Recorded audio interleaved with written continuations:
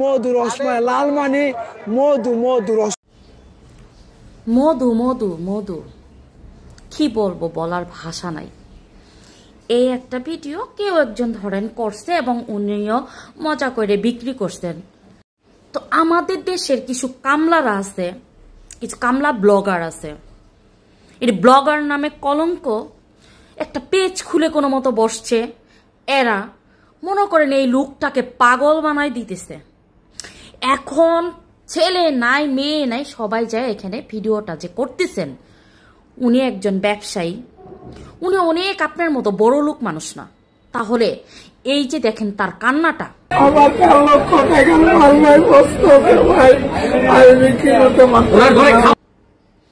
এই যে সে কান্না করতেছে।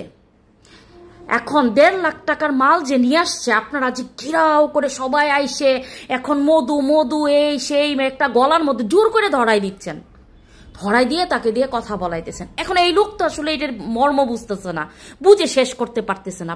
প্রথম সে সবার ইয়াগুলোতে ভিডিও বানিয়ে দিয়েছে এবং আপনাদের সাথে কথাও বলছে, এগুলো করছে। সাংবাদিক যেরকম ইউটিউব যেরকম অনেক পাবলিক খালি ভিড় রাখছে।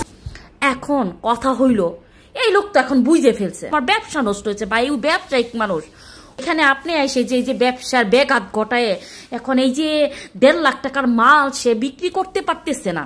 এখন আপনারা এই যে ফকিন্নির মতো যে একটা ভিক্ষা করতে আসছেন তার কাছে এরকম ভিডিও করলে আপনি ভিউ পাবেন, এটা থেকে ডলার ইনকাম করবেন। এটা তাকে তো আপনি 2 টাকা দিচ্ছেন না যে ভাই আপনার একটা আমি ভিডিও নিব, আপনার একটা ইন্টারভিউ নিব, সেটাতে তো আপনাকে এই যে 500 টাকা সম্মানই দিলাম, সেটা তো আপনি করতেছেন না। তাহলে আমি কার কাছে তোমার বিক্রি করব? আমার পাগল বানাইছে।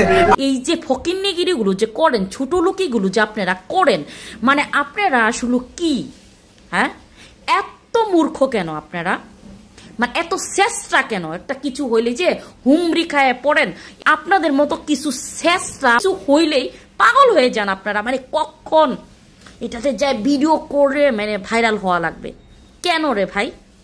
এখন এই যে লোকটা ভিডিওটা বানাইছে সে তো এত কিছু উদ্দেশ্য করে বানায় নাই প্রথমে, এটার পর যে এত ভাইরাল হবে, ভাইরাল হইছে তোরা তোদের মতো করে কন্টেন্ট বানা। ওই বেটাকে বিরক্ত করতেছস কেন? তার বিজনেস নষ্ট করতেছস কেন?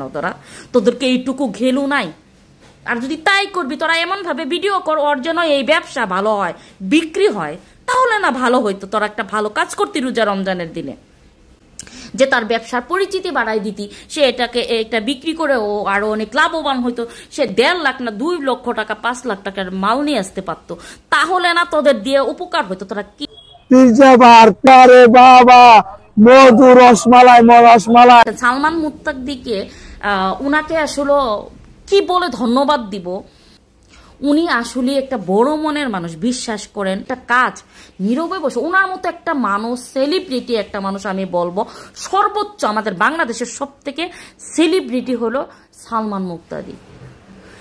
এই ব্যক্তি, এই মানুষটা যদি এত মানে এত ব্যস্ততা, বা তার তো অনেক কাজ থাকে, অনেক মূল্যবান একটা মানুষ, সেখানে এই মানুষগুলো যে এগুলো মনে রাখে, এগুলো দেখে, এগুলো যে বুঝে, এটাই তো দেখেন 2 টাক অলরেডি পাঠাই দিছে এবং উনি কালকে রাতে এটা কিন্তু স্ট্যাটাস দিছে এবং কি এইটা কারণ বাজার যাচ্ছে এই ভাইয়ের এই তরমুজালা মধু ভাইয়ের এই তরমুজগুলো সব কিনে নেওয়া হবে। এবং তো এই যে লোকটা এইভাবে কান্না করতেছে, এই যে এগুলো হলো কাজ।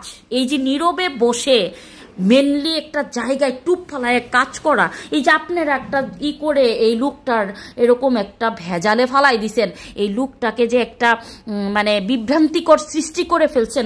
কান্না করতেছে, উনি বলতেছে নিজে ছুরি দিবেন, মারা যাবে।